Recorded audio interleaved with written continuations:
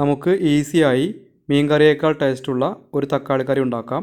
അതിനായിട്ട് 3 പഴുത്ത തക്കാളി, 1 സവാള എന്നിവ സ്ലൈസ് ചെയ്തെടുക്കാം.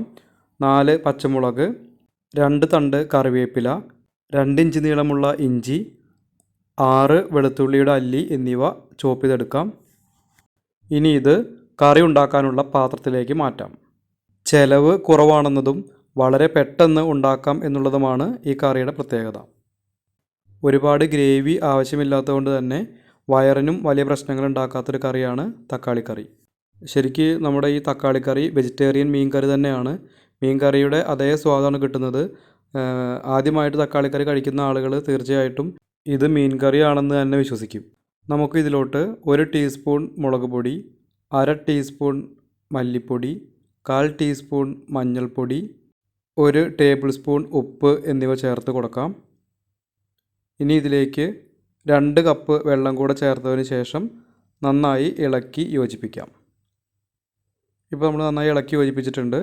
ഇനി ഇത് ഹൈ ഫ്ലെയിമിൽ തിളപ്പിക്കാം. തിള വന്നതിന് ശേഷം മീഡിയം ഫ്ലെയിമിലേക്ക് മാറ്റി അടച്ചു വെച്ച് 10 മിനിറ്റ് വേവിക്കാം. തക്കാളിയും ഉള്ളിയും വെന്ത് വരട്ടെ. ആ സമയം കൊണ്ട് നമുക്ക് അരമുറി തേങ്ങ ചുരണ്ടിയെടുക്കാം. ചുരണ്ടിയെടുത്ത തേങ്ങ നല്ല ഫൈൻ പേസ്റ്റായിട്ട് നമുക്ക് അരച്ചെടുക്കുകയും വേണം. തേങ്ങ അരയ്ക്കുമ്പോൾ മിക്സിയിലേക്ക് 1/4 ഗ്ലാസ് വെള്ളം ചേർത്ത് കൊടുത്താൽ മതിയാകും. ഒരുപാട് വെള്ളം ചേർത്ത് കൊടുത്താൽ തേങ്ങ അരഞ്ഞു കിട്ടുന്നതിന് ബുദ്ധിമുട്ടാണ്. നമ്മുടെ തേങ്ങ നന്നായി അരഞ്ഞു വന്നിട്ടുണ്ട്. ഈ സമയം കൊണ്ട് തന്നെ ഉള്ളിയും തക്കാളിയും വെന്ത് വന്നിട്ടുണ്ട്. നല്ല തിള വരുന്നുണ്ട്. ഇപ്പോൾ ഏകദേശം ഒരു 13-14 മിനിറ്റ് ആയിട്ടുണ്ട്. ഇനി നമുക്ക് തിളച്ചുകൊണ്ടിരിക്കുന്ന നമ്മുടെ കറിയുടെ ഫ്ലെയിം ഒന്ന് കുറച്ച് വെച്ചിട്ട് അതിലേക്ക് ഫൈൻ പേസ്റ്റ് രൂപത്തിൽ അരച്ചു വെച്ചിരിക്കുന്ന തേങ്ങ ചേർത്ത് കൊടുക്കാം. തേങ്ങ ചേർത്ത് കൊടുത്തതിന് ശേഷം നന്നായി ഇളക്കി യോജിപ്പിക്കാം. ഇളക്കി യോജിപ്പിച്ചതിന് ശേഷം തീ കൂട്ടി വയ്ക്കരുത്, മീഡിയം ഫ്ലെയിം തന്നെ മതി. ഒരു 2 മിനിറ്റിന് ശേഷം നമ്മുടെ കറിയിൽ ഇങ്ങനെ ചെറുതായി തിള വന്ന് തുടങ്ങുമ്പോൾ നമുക്ക് ഫ്ലെയിം ഓഫ് ആക്കാവുന്നതാണ്. കറിയിലേക്ക് ഒരുപാട് വെള്ളം ചേർത്ത് കൊടുക്കരുത്. തിളപ്പിച്ച വെള്ളം 1 മുതൽ 1.5 ഗ്ലാസ് വരെ ചേർത്ത് കൊടുക്കാവുന്നതാണ്. ഇപ്പോൾ നമ്മുടെ കറിയിൽ നിന്ന് ചെറുതായിട്ട് തിള വരുന്നുണ്ട്. ഈ സമയത്ത് നമുക്ക് ഫ്ലെയിം ഓഫ് ചെയ്തിട്ട് അടച്ചു വയ്ക്കാം. ഇനി ഒരു പാൻ ചൂടാക്കി കടുക് പൊട്ടിച്ചെടുക്കണം. കടുക് പൊട്ടി വന്നിട്ടുണ്ട്. ഈ സമയത്ത് നമുക്കിതിലോട്ട് 3 വറ്റൽമുളക് നടുമുറിച്ചതിട്ട് കൊടുക്കാം. വറ്റൽമുളക് ഒന്ന് മൂത്ത് വരുന്ന സമയത്ത് ഇതിലേക്ക് 2 തണ്ട് കറിവേപ്പില ചേർത്ത് കൊടുക്കാം. കറിവേപ്പില ഫ്രൈ ആയിട്ടുണ്ട്.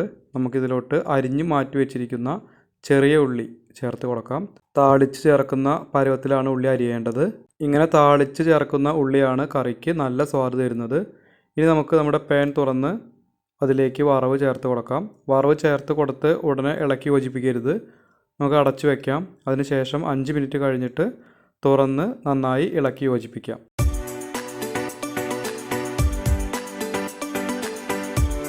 സ്വാദിഷ്ടമായ തക്കാളി കറി റെഡി ആയിട്ടുണ്ട്. നമുക്കിനി ഇത് സെർവ് ചെയ്യാം.